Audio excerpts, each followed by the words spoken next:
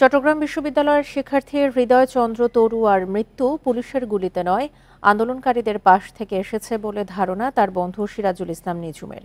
একটি ভিডিও বার্তায় কথা জানিয়েছেন তিনি, যাতে সেদিনের সহিংসতার ঘটনার বর্ণনা দিয়েছেন তিনি।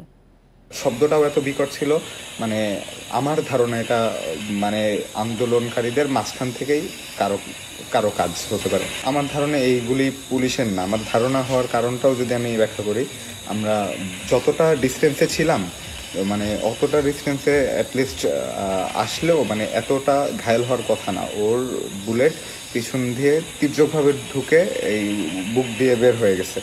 তো আর ওর পুলিশ থেকে আমরা মোটামুটি যে ডিস্টেন্সে ছিলাম ওই ডিস্টেন্সের মধ্যে মাঝখানে জায়গাটায় কমপক্ষে 1-150 মানুষ ছিল।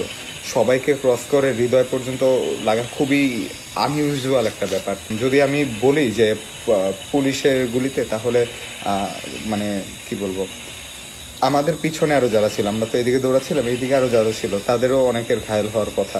আশেপাশে অনেকে ঘায়েল হয়েছে, কিন্তু কেউ মানে ওর যে গুলি লেগেছে, যেরকম যেটা একটা মেটাল বুলেট, কারো মেটাল বুলেট লাগেনি, কারণ পুলিশ তখন পর্যন্ত রাবার বুলেট ব্যবহার করছিল।